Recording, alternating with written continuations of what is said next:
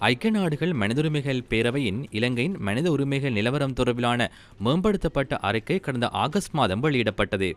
கடந்த ஆகஸ்ட் மாதம் ஐக்கிய நாடுகளின் மனித உரிமைகள் ஆணையாளர் அலுவலகம் இலங்கையில் மனித உரிமைகளின் நிலைமை தொடர்பான தனது அறிக்கையை வெளியிட்டிருந்தது. நிலையான அமைதிக்கான அடித்தளத்தை அமைத்து மாற்றத்தக்க சீர்திருத்தங்களை செயற்படுத்தவும் உண்மை மற்றும் நீதியை வழங்கவும் இலங்கை முழுவதும் உள்ள சமூகங்களிலிருந்து புதிய அரசாங்கத்துக்கு வரலாற்று வாய்ப்பும் தெளிவான மக்கள் ஆணையும் கிடைத்துள்ளதாக குறித்த அறிக்கையில் தெரிவிக்கப்பட்டிருந்தது. அரசாங்கத்தின் தேசிய ஒற்றுமை என்ற தொலைநோக்கு பார்வை நனவாக்கும் இனம் மதம் ஆகியவற்றின் அடிப்படையில் பாகுபாடு காட்டப்படாத ஒரு சமூகத்தை உருவாக்குவதற்கும் பொறுப்புக்கூறலை உறுதி செய்வதும் மோதலின் மூல காரணங்களை நிவர்த்தி செய்வதும் இன்றியமையாதென்றும் இந்த அறிக்கையில் சுட்டிக்காட்டப்பட்டிருந்தது.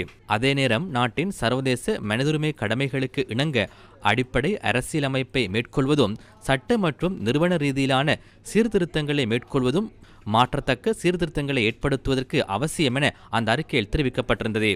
இதற்கான பாதையில் இலங்கைக்கு உதவ ஐக்கிய நாடுகளின் இலங்கைக்கான குழுவோடு இணைந்து மனித உரிமைகள் பேரவை தொடர்ந்தும் தயாராக உள்ளதாகவும் அதில் குறிப்பிடப்பட்டிருந்தது. பயங்கரவாத தடை சட்டத்தின் பயன்பாட்டுக்கு தடை விதிக்கவும் அதனை ரத்து செய்வதை விரைவுபடுத்தவும் அதற்கான எந்தவொரு மாற்று சட்டமும் சர்வதேச மனித உரிமைகள் சட்டம் மற்றும் ஐக்கிய நாடுகள் மனித உரிமைகள் நிபுணர்களால் இதற்கு முன்னர் வகுக்கப்பட்ட அளவுகோல்களோடு இணங்குவதை உறுதி செய்வதும் அவசியம் என அந்த அறிக்கையின் முக்கியமான பரிந்துரைகள் சுட்டிக்காட்டப்பட்டிருந்தது. எதிர்வரும் ஐக்கிய நாடுகள் மனிதுரிமைகள் பேரவையின் அமர்வில் வல்லுநர்கள், விசேட அறிக்கையாளர்கள், விசாரணை ஆணைக்குழு, ஏனைய தொழில்நுட்ப உத்தியோகத்தர்களினால் தயாரிக்கப்பட்ட 70க்கும் மேற்பட்ட அறிக்கைகள் சமர்ப்பிக்கப்பட உள்ளன. இது தொடர்பில் ஐக்கிய நாடுகள் மனிதுரிமைகள் பேரவையின் தலைவரும் தூதுவருமான ஜோ குளோப கருத்து தெரிவித்தார். ஐக்கிய நாடுகள் சபையின் உத்தியோகத்தர்கள், வல்லுநர்கள், விசேட அறிக்கையாளர்கள், விசாரணை ஆணைக்குழு, ஏனைய தொழில்நுட்ப உத்தியோகத்தர்களினால் தயாரிக்கப்பட்ட 70க்கும் மேற்பட்ட அறிக்கைகளை நாம் சமர்ப்பிக்க உள்ளோம். கடந்த ஜூன் மாதத்தில் பேரவை அனுமதித்த நடவடிக்கைகளுக்கு அமைய இந்த செயற்றிட்டத்தில் வரையறுக்கப்பட்ட தொழில்நுட்ப மாற்றங்களை நாங்கள் தொடர்ச்சியாக செய்ய வேண்டும். சில உரையாடல்களை நாம் குறைக்க வேண்டும். சிலவற்றில் உரையாற்றக்கூடிய பிரதிநிதிகளின் எண்ணிக்கையை குறைக்க வேண்டும். இந்த மாற்றங்கள் நேரத்தையும் செலவுகளையும் மிகுதிப்படுத்தும் நோக்கில் ஏற்பாடு செய்யப்பட்டுள்ளன.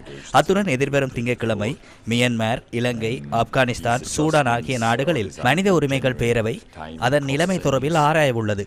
அடுத்த நாள் கொங்கோ ஜனநாயக குடியரசின் நிலைமையை ஆராய உள்ளது. பல நாடுகளின் நிலை தொடர்பில் குறித்த அமர்வினூடாக ஆராய உள்ளோம்.